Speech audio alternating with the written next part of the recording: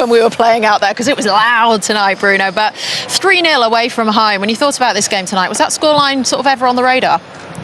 No, you can never predict a scoreline like that. Obviously, a very tough team, as you said. The atmosphere was unbelievable, crazy. Never thought. I knew that they were very passionate by the club and everything, but never thought it was like this. It was very good, but I love these atmospheres. I love to play in this kind of stadiums. It's very good, and obviously, as you said, the result for us is unbelievable. We could in the first half get that result, and then in the second half control the game, which I think we should push a little bit more into that second half, be a little bit quick on the ball to go forward, but we control the game, and that is good. Your manager said to Becky earlier in the interview that he felt in the first 20 minutes a few nerves in the team. You as the leader and captain in this team, do you take responsibility in those moments, and how do you kind of calm the nerves of your teammates? I do think we were expecting that. You know, we knew that. We've been saying that all week, that the 3-4 days that we had to prepare the game, we said that, and even before the game, guys, the atmosphere is going to be bouncing. The guys are going to come to press us. They're going to try in the first 15-20 minutes. We just have to try to play on the ball to calm them down. When the ball goes out, we go a little bit slow, just like make the game a little bit slower for us in the first 15 minutes, and then it will come to us. Obviously, then we get the goal, we get the penalty, red card, and from there on we could score the third goal so quick. Then was brilliant to then just stay on the ball, and knew that they won't press as much as we preferred, because I think if they press we could play through them, and as I said, we were a little bit slow on the ball, just like waiting for them to step up, but they wanted to keep this result like this to try to come back in the next game, and we need to be very aware of that. Bruno, you've got ice in your veins. You are the calmest man under pressure in any moment, it would seem. I know Reece done the maths on this one more than me, haven't you, with the number of sort of goals and involvements that 37 I think. I know you must know 37 goal involvements this season. Like, it's crazy. You're on the route to like 20 and 20 almost. 19. I knew I was goals. Around the 30s. I didn't know exactly how many it was, but obviously I want to score, I want to assist, because it's a big part of my game, and I need to take that responsibility, because I know since that I came to the club, and even before, the club bought me because I scored 32 goals in one season, and they knew that I could create, I could score, and I just need to keep delivering, because if you want to be at the highest level, you need to be consistently delivering.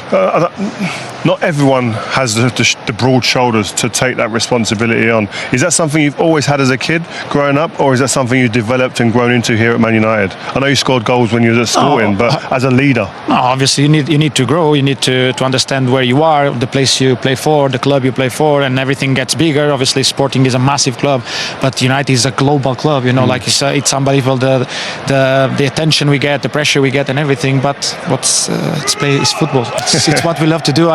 To be honest, obviously, I feel the pressure. Even every penalty, I'm jealous. I feel the pressure, and I think to myself. How much banter is there in the dressing room right now towards Harry Maguire being on the right wing there? No. Harry-dinho is what he's currently being called all over social media. Crazy. I said that straight away. What a winger! I don't think he even thought that he had that in his locker. No one was expecting that. I think even the opposition was not expecting that to come. Obviously, we're very happy. Harry is a much more confident man now. You know, things are coming through, and when he's playing, when you get the games, he's also getting goals. He's defending very well. His position is becoming more and more strong. He's a very good leader, so it's a good thing for him, and we hope it just keeps improving, because at this club you need to keep improving all the time. You can't just stop. So we'll be seeing you here in a few weeks, yeah? I hope so. That's the Finish goal. your job. That's the goal, and that's what I said. We want our fans to travel twice to Bilbao, and ourselves too. Good. All right. Look forward to it. People are shouting in the stands here, aren't they? The ones that are still here. But Bruno, we're going to let you go. Thanks so much. Appreciate it. Very much. Take care. Well done, man. Ruben, congratulations. What pleased you most about tonight? I think the result is really good, but we have to understand the result also. At the same time, we struggle a lot in the beginning, and then the goal from Casemiro and the send-off changed the game. But that is a good thing, with a little bit luck, but we managed to keep us in the game, and then any game can change with one situation. I think we had opportunities to score one more. This is not done. They can do the same thing in Old Trafford, because they are really strong, they are really intense, and one send-off can happen in our stadium, so we need to be prepared. Do you feel your senior players like Casemiro, Bruno Fernandes, Harry Maguire, the experience they're bringing you is pulling you through these ties? I think it's a good point. You can feel it that, especially in the beginning, even players like Ugarte with a lot of experience, he was a little bit nervous. Patrick is a little bit nervous. So he's a semi-final. Of course, it's not Champions League, but it's European competition. So these kind of players like Casemiro, Erik, Bruno Fernandes help a lot. It's going to get mentioned too, so I might as well start. Harry Maguire tonight on the right wing, providing wherever you put him at the minute, he provides you a solution. Yeah, he's a good winger. Sometimes there are moments in our life, and Erik had difficult moments, and everything he did was I don't want to say wrong, but is that word wrong? And now everything he does is good for the team, so he has to enjoy. Look, I know you just said this is not done, so is that the mentality that you have to take whilst still being confident of being 3-0 up? Of course, we need to. Of course, we are in the advantage. We have our fans, but again, this could change. Anything can happen in one game. Of course, we are confident, but we need to be really careful with our players against Brentford, because you can feel it. Mazraoui is dead. Patrick is tired, so we have to manage the players. Ruben, thank you. It's normal. Great to hear from Ruben Amorim there. Look, he's being cautious, saying that anything in football can happen. The same thing that happened tonight can happen next week at Old Trafford, but the other way round. But surely, Paul, barring some kind of disaster next week, Manchester United will be back there in 3 weeks' time for the final. Look, yeah, they should be, and you'd be very confident of that. I think he spoke well there. He said he was really happy with the result, but he understands the result as well. They had a couple of great chances at 0-0. The sending off obviously was a big factor in the game, but going to a place like Bilbao, we all said before the game how tough that place is to go, and they struggled first 20 minutes. It was difficult for them. He said Ugarte gave the ball away a couple of times, Dorgu the same as well.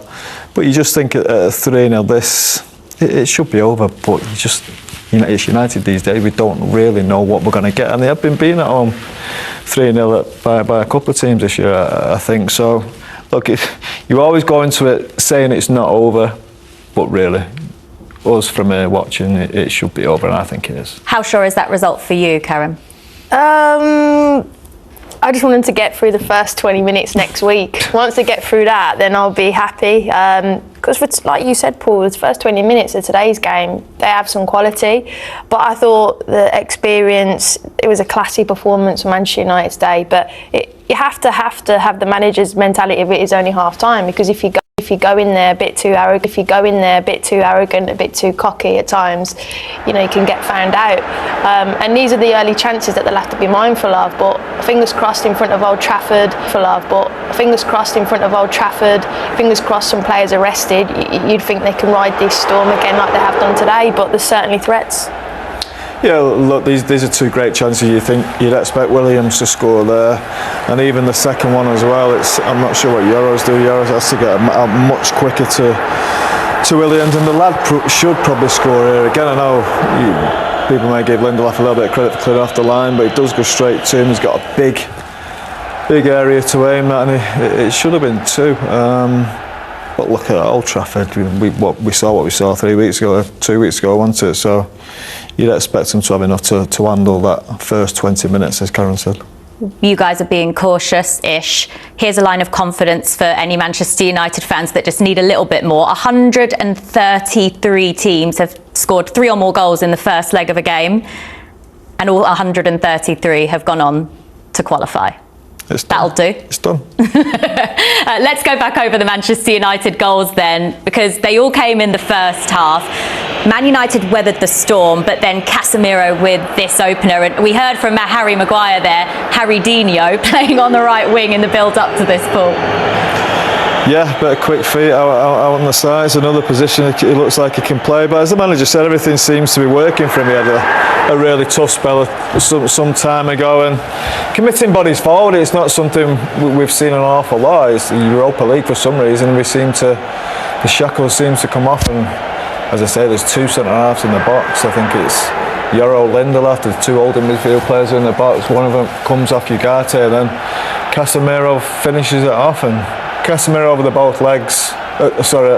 In the Europa League, especially the last